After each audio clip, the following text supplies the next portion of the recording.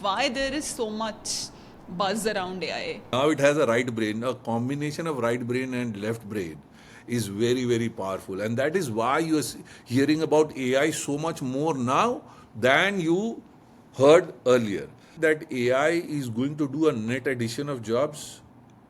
And is there a guarantee that actually AI is going to do a net depletion of jobs? The answer is don't know. When you are in the river, the AI is that river that's flowing. It It will is coming to flow, my it will head. happen. Is it not dumbing us as humans?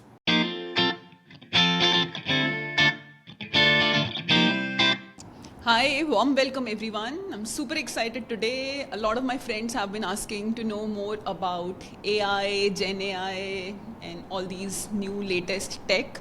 And I was looking to find an expert.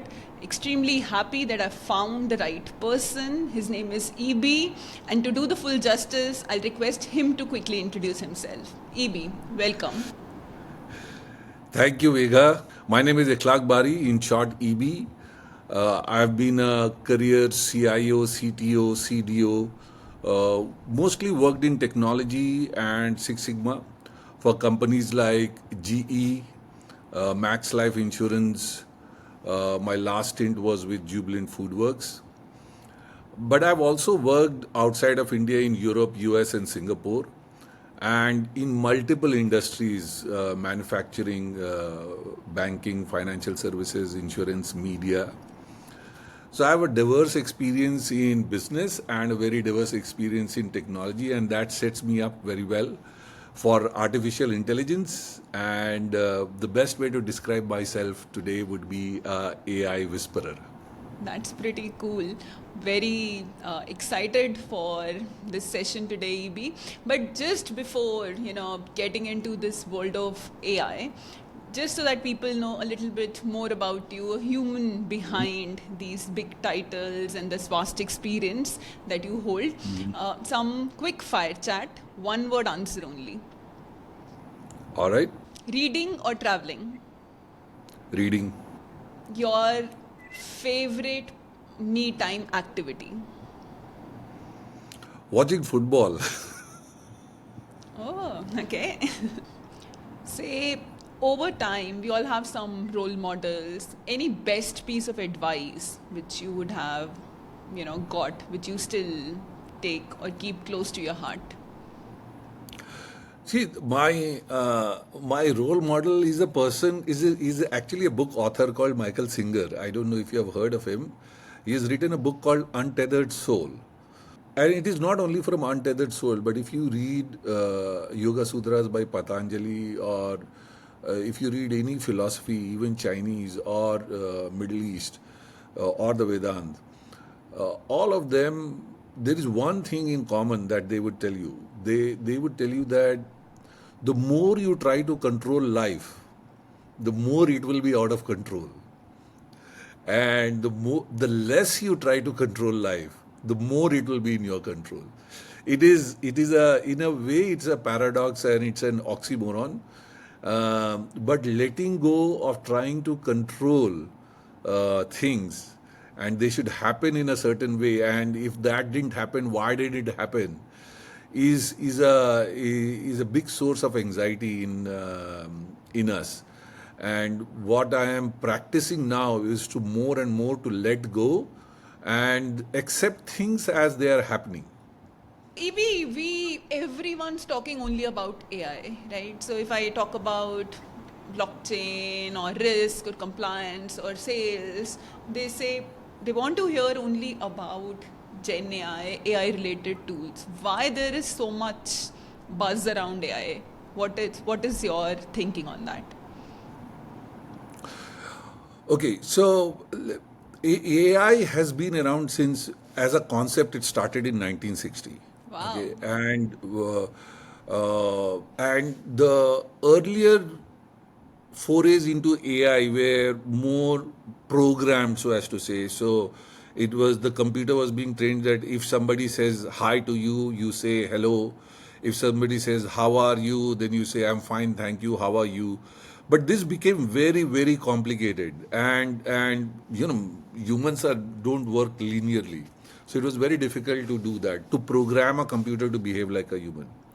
Then in 2005 came something called machine learning, where the machine learned by itself as to what to do. So these are things like your Netflix recommendations, your Amazon recommendations, weather predictions, demand forecasting. So this happened in 2005, where you didn't. What you did was, you said if these were the parameters, this was the weather. If these were the parameters, this was the weather. Or if people saw these movies, then they also saw this. So you only gave these input-output pairs, as it is called, and the machine learned the logic between these. Right? It still remains a black box More like a in some forecasting, way. right? More, yeah. So Yeah. forecasting, so on and so forth, and it went on for a long time. Now you see, all of these are what one would call left brain activities. Sorry, yeah, they are left brain activities. They are hardcore numbers. You convert them. Even movies get converted to numbers, and then the numbers are analyzed. And computers have been very good at the left brain for a very long time. Right? Can you imagine a situation where you say, "Hey, a human will crunch more numbers than a computer can"? Right? No, computers can consume vast amounts of data and not even sweat. Uh, but what happened was, when ChatGPT came in November 2022, it was on the back of something called generative AI, that we are all familiar with the term now. But in simple terms, generative AI has given a right brain to the computer. Okay. What does the right brain do? The right brain does language, the right brain does emotions, the right brain does images, vision, audio, video. All of these are right brain, art, creativity. These are right brain activities, and computers were very poor at doing these. Even if you could get computers to do it, it required enormous amount of work to get a computer to do it. But with generative AI, with a small amount of work, you could get computers to have as if like they had a right brain. Now, this coming of the right brain is actually what has changed the game. You see, in November Wow. 2022, when ChatGPT came, it went to 1 million users in 5 days without marketing. So just word of mouth. Why? Because it was so good at understanding language. You could ask it anything, and it seems like, wow, you understand. It seems like somebody even published computers have gone sentient and things. It's simply its ability to understand language with images, which is what has surprised and taken the world by storm. So now imagine something had only a left brain and now it has a right brain. A combination of right brain and left brain is very, very powerful. And that is why you are hearing about AI so much more now than you heard earlier. And the second thing is, the AI, which I refer to as classic AI, all these machine learning algorithms, um, they required sophistication of skills to use. Okay, but generative AI does not require. Basic computers and basic language skills is all that is needed to use generative AI. So one, it has, the entry barrier has come down. It is very low for you to start using and making good use of AI. And secondly, the development of the right brain has been the game changer, and that is why you're hearing about AI so much now. Wow. This is super interesting. And also because now it's so easily accessible. Earlier, Yes. it wasn't that easily accessible. So if I try ChatGPT and if I'm putting 4 paragraphs of commands, or if I'm just speaking out my commands, it's still able to process it Yeah. pretty well. Yes. Yes. Yeah. And everybody has now a freemium model, so there's so much thing you can do for free itself, right? And it does a decent job of some of the things. All my emails are drafted by AI, and I've trained it to draft it in my, and without coding, right? I've just given it my emails, that this is my style of writing. You write emails in this style, so it writes, but I don't have to spend time drafting emails. Right. A Yeah. simple one. And I can tell you, as an entrepreneur, it has increased my productivity by at least, I'm saying minimum 50%. I would have been able to do half the work that I have been able to do without AI. Yeah, right, Yeah. right. Yeah.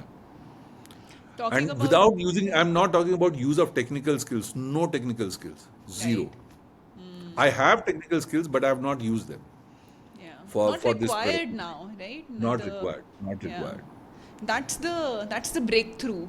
So That's the breakthrough. Big one. suddenly a large number of people who were not being included in using tech as much, now suddenly it's accessible to everyone, irrespective of your tech background, irrespective of, you know coding, you don't know coding, irrespective, right? It's just suddenly a mass movement. Yes, and you see what is at the root of it is language, right? You will in AI world you will hear text to image, text to video, text to audio, text to design. What is text? Language, right? And language is the medium of communication. Now that the computers are able to understand you in your language, and it's not only English, it can understand you in multiple of languages in many ways. You suddenly find, oh, it can do this. Oh, it can do this because it is able to understand you. And here is a nuanced point, right? Imagine that I can describe a scene, but I can't paint that scene. Is possible. I can imagine Taj Mahal, but I can't paint Taj Mahal.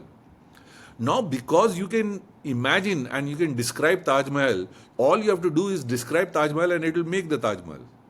So you don't need that ability to paint or to be a painter. You just need the ability to be able to describe. And that brings creativity, opens up creativity to a lot more people than it was open to earlier. Earlier, only people who had the ability to do a paint or to work on Adobe, so on and so forth, were able to make images. Now you just need to know how to describe an image, and it will be made. So Yeah, that's. and I But tried, these you are know what all I because of the right brain, all because of the right brain that the computer has now. Absolutely. You know what I did? Instead of even describing it, use ChatGPT to describe for Dali and then use that prompt. You see, and That's then what did the you lazy require any people do. technical skills? Right? I know that you have some amount of technical background, but whatever you did in terms of training, that's awesome. To trade to train ChatGPT to create image prompts, and that's a great thing. But all you needed was language skills and basic computer skills, Yeah. right? But I thought, okay, if But it will create, why not? And then I can always change it. And it created a very detailed colors and this and that. And then I said, I want half screen like this, half screen like that. And then it created a detailed prompt for it, which I just put in DALI. Yeah, see that is it. It's accessible, it's easy, uh, and it's powerful. It does a good job. You see, ChatGPT reached 1 million users in 5 days, and it reached 100 million users in 60 days. Wow. I mean, 100 million. It's not a small number, right? 10 crore people in 2 months without spending a single dollar on marketing. Why? Because people like your husband who just tried it for something, found it, oh, this is useful, and from the first time that you try it, you get hooked onto it. Right. Most people get hooked onto it, and that's what is going on. Yeah, I have to keep it away from my daughter because then she starts playing on her iPad and starts doing things on that. And I say that no, you have to do research work by yourself. And she says, but you also use it. I said, yes, I use it, but I'm just trying to use my time efficiently. You've got time at You hand. you You're mentioning a very important point, and I get this question at conferences and when during my master classes and my workshops. They say, okay, now that the computer is able to create, is it not dumbing us as humans? Right? I mean, earlier you had to put in the effort कि ये करना है, अब तो वो करने ही नहीं, अब तो खाली टेक्स्ट लिखना है, अब तो ईमेल ड्राफ्ट करने के लिए भी नहीं दिमाग लगाना है, right? So isn't it like it's making us lazy and therefore our cognitive development is going to get impacted, right? So there are two parts to this, Mega. First thing is that did calculators make us lazy and did calculators stop our cognitive development, right? And I'll tell you why calculators are a very good example in this case. Because what calculators do, if we did it ourselves, our cognitive development would have been higher, but even then we would not be able to do much. Most of the things that the calculator does. So the calculator is a great aid, and for you to not use the calculator for things that you can use the calculator for would severely handicap you in terms of what you want to do. Right. At the same time, schools do not allow calculators up to a certain age and up to a certain grade, right? Because those are times that there is a cognitive development happening. So up to a certain grade, and I think in my case it was grade 11th till grade 10th, we did it without a calculator, Yeah, right? likewise. So similarly with AI, I think you have given the right guidance to your daughter that you have to put in that effort of research, because right now you are at that development stage. But once you have done a few researches, then start using it to shorten your productivity. It's a very interesting aspect to AI that humans are grappling with. Yeah.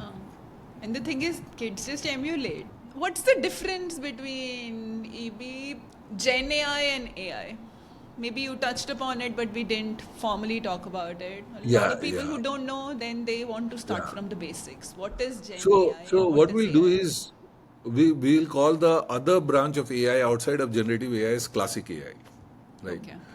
And classic AI is used mainly on structured or on numbers or anything that can be converted to numbers. So if you had to forecast sales, if you had to calculate the credit score for a customer, if you had to forecast weather based on humidity, temperature, wind speed, same time last year, what was the temperature, El Nino, so on and so forth. And even the recommendation algorithms that you see on Netflix and Amazon, people who bought this book also bought this book. So these are all use cases of classic AI. Numbers, advanced analytics, and structured information or structured data. Generative AI is, first of all, it is creative. That is why the word generative. Create an image, create a poem, create a design, right? So there is a generative aspect to this AI, creative aspect. So it creates. Second thing is it works very well and poorly. It works poorly on structured but works very well on unstructured. So give it language. Language is unstructured for computers because after a particular word, any other word can come. There are many possibilities. Right? So design or image or audio or video is unstructured for the computer. So computer's ability to understand, analyze, and create image, language, audio, video, poetry. This is generative AI. Structured, unstructured. There's two other differences. One, that classic AI is predictable. So if you do a weather forecasting model or a recommendation engine, then if you put in the same amount of input or a credit score or a sales forecast, if you say this has been my historical sales, tell me the sales forecast, it will give you a forecast. If you don't change this historical thing, it will always give you the same forecast. Now you know you have used ChatGPT. When you give it the same question, does it give the same answer? No, it gives No. different answers. Same question Right? also, you put two times, three times, it will give It'll give you different all types answers. different. So it is unpredictable, right? But I add an additional word saying predictably unpredictable. Why do I say predictably unpredictable? Because generative AI is designed to create, to generate. I cannot generate or create if I am predictable. Wow. Yeah. I cannot generate and create if I am predictable, right? Because creativity comes from exploring paths that you have not gone through earlier, right? So, and therefore, it is predictably unpredictable. It is designed to be unpredictable. If it becomes predictable, then it becomes like classic AI, right? They given a particular set of data. This is the information. So this is another difference between generative AI and classic AI. And the last one we have already discussed. The classic AI requires a lot of sophistication of skills, but the skills required in case of consuming generative AI and building on top of generative AI is less. But even behind the scenes, the LLM fine tuning and others, that also the sophistication of skills required is lesser than what is required in classic AI. Wow, I But the thought best, behind the scenes it may require more sophistication, no? no, no.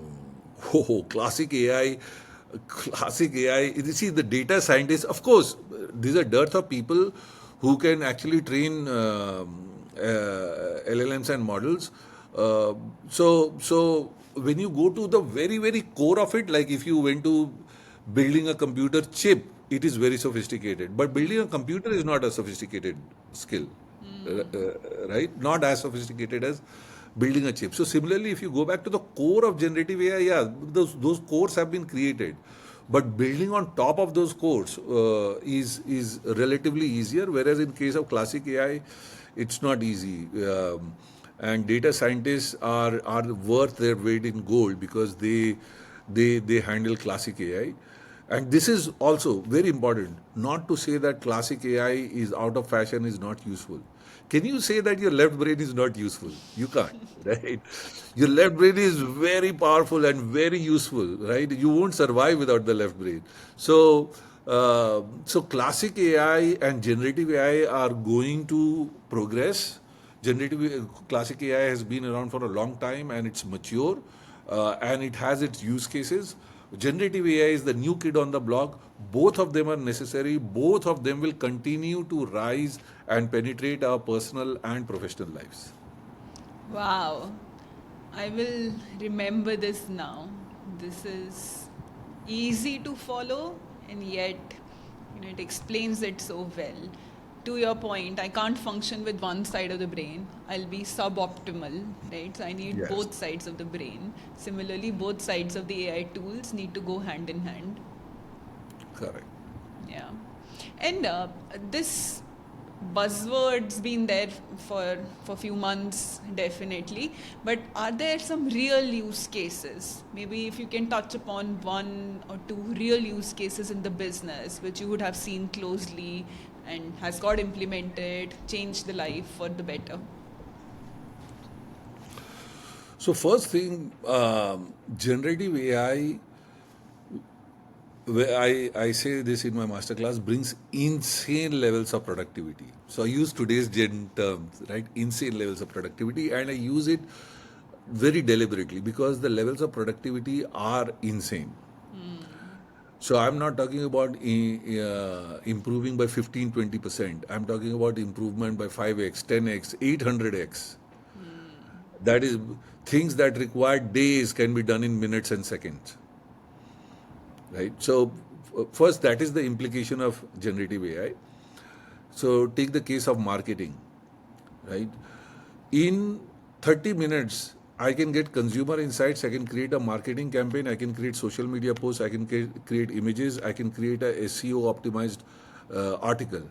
And what I can do and good ones, right? Because if you do an average ones or the first output, then you can do this in 5 minutes.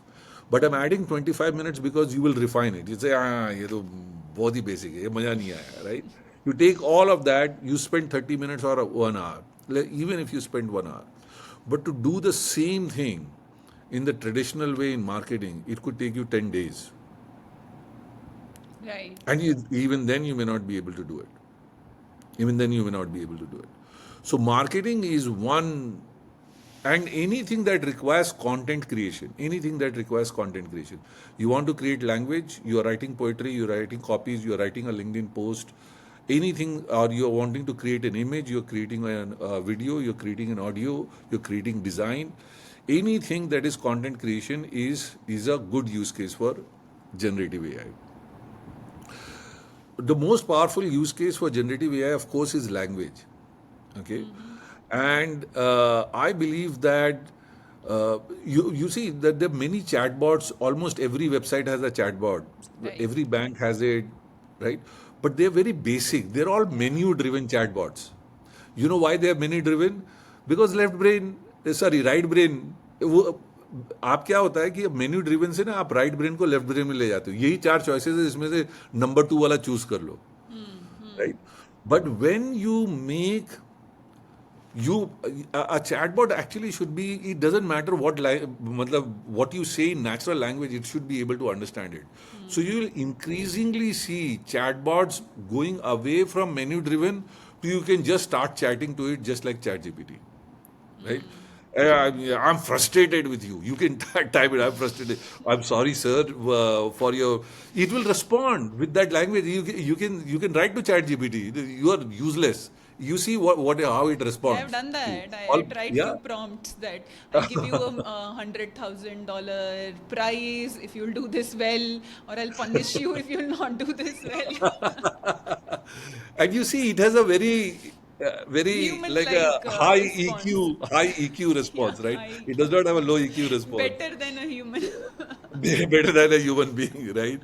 And so apart from marketing and content creation, these chatbots becoming less menu driven and more natural language driven, and that extends it to all interactions between customers and business, right?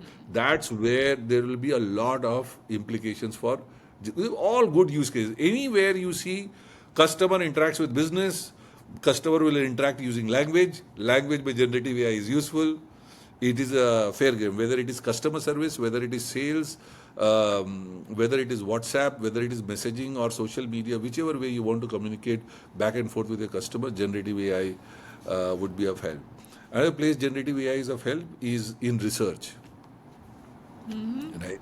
Yeah, like doing research without generative AI, it could take you days, a lot of frustration.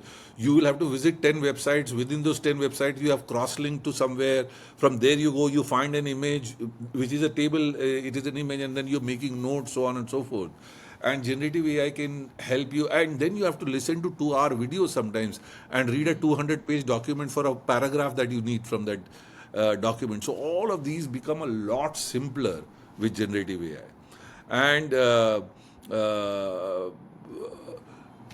design, right? Design. So whether it is I'm consulting with a company for fashion design, I'm consulting with a company for furniture design, I'm consulting with a company for manufacturing parts design. All of these are possible live use cases for generative AI. Last one, but not the least, which you must get on, anybody listening to this, is for everyday productivity. Right? Forget about what enterprises are going to do. I've told you that my emails are drafted by generative AI.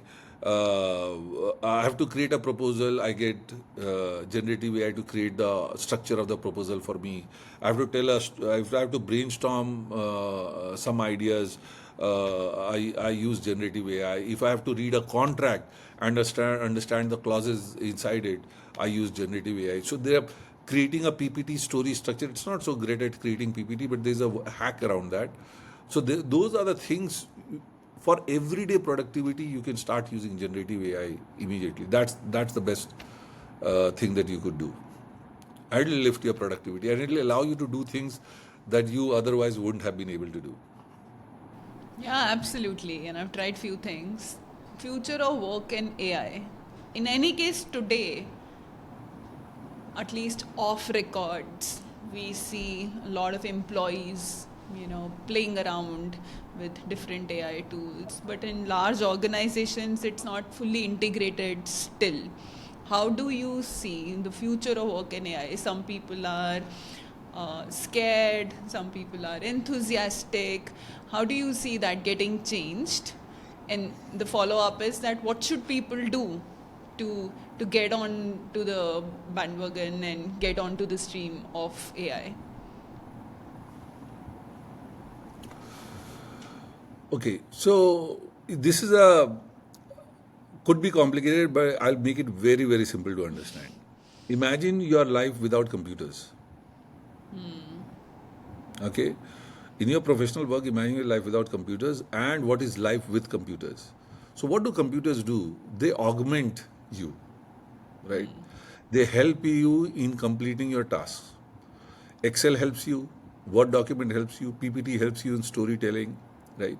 So these are all, think of these as tools that are augmenting your capability to do what you need to do. Whether you need to sell, whether you need to do research, whether you need to do whatever it is, computers are helping in many ways, right? Without computers, you would struggle to do those things, and you would take an enormous amount of time. So, 5 years down the line, 10 years down the line, imagine a world where AI is like the next gen of computers, right? So, as I've told you, computers can do many things, but they're still limited in what they're doing. For example, computers can't draft emails for you. You still have to, they give you an email box, inbox, but you have to draft emails. Now, tomorrow AI is going to be drafting email, right? Tomorrow AI is going to be creating the PPT. All you will need to do is edit that PPT. So, it is just another leap in your, and I use the word deliberately as a leap, right? Calculators to computers was a leap, right? You can't say, computers are is a sophisticated calculator. No. So AI is the next leap in technology for augmentation that has been happening to humans for a long time, right? Engines did it, electricity did it, industrialization did it, computers did it, internet did it, right? So now AI is just another leap in your capability. So tomorrow's work. So let's say I believe that 40 at least 20 between 20 to 60% of what you do today will get augmented by AI, right? And therefore you will be able to do your tasks faster, you will be able to do things that you were unable to do, and you will be able to do them cheaper overall. But life is not in okay, when we moved from newspaper to digital news, the need for news did not change, right? Yeah. It's just the medium of it changed. So in that way, life is not going to change. You will go to work, you will have a job to do, right? There will be a manager who will where this is the deadline you have not submitted. That life is not going to change there, right? But how life is going to change is, imagine a world when you did not have Excel, you did not have PPT, so or you did not have computers. But with these, you are able to do your job better, more efficiently. So AI will be able to help you do those things. And not only faster, don't only think in terms of efficiency, but computers also allow you to do certain things that were not possible. Internet allows you to do certain things that were not possible. Social media is not possible without internet, Right. right? So AI will allow you to do certain things that you are not able to do, and some of those things we can't even imagine yet. In 1999, nobody could have told you internet would have given rise to social media. So there will be new products, services, and things that will come up. And the other one is, it will make your life more efficient at work, but your workload is not going to go down. Has computers brought down your workload? They have not. It's just that you do more work now in those Yeah. 8 hours than you did without computers. Yeah, yeah. Now, this is very interesting. But now some people who get scared, right? Every now and then, I was taking a walk, yesterday, and I met. So there's a lady who's head of sales in Apple, and there's a big family who are in commodity trading, but very sophisticated commodity trading.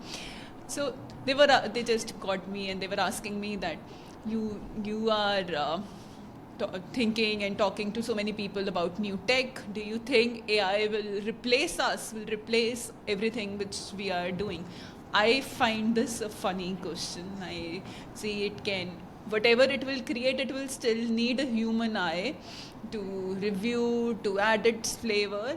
However, I'm not an expert, so I want to hear from you that what kind of jobs will go away and what kind of things will still remain. So people, what should people do to upskill them in the areas so that they still remain relevant 10 years down the line, whatever one can foresee.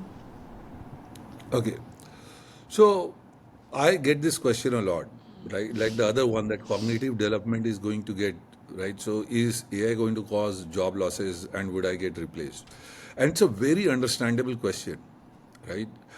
I so one way I tackle that question is I ask, imagine a bank that has 25,000 employees today. Okay? Imagine a bank that has 25,000 employees. How many employees would it need if they did not have computers? Wow, we can't imagine that number. Can't imagine that number. But Yeah, for could be argument's sake, 10x let's maybe. say, Yeah, yeah, what comes to your mind? Whatever comes to your mind. yeah, What would you 10x, imagine? say 10x. 10x? Okay, so Yeah, let's say 10x, so 2.5 lakhs. yeah. Now, today, an argument can be made that computers have caused job losses of 2,25,000 people. Because without computers, that bank would be employing 2,50,000 people, right? But do we think of it that way? For a No. bank that has employed 25,000 people, hey, here is a bank that has actually caused job losses of 2,25,000, right?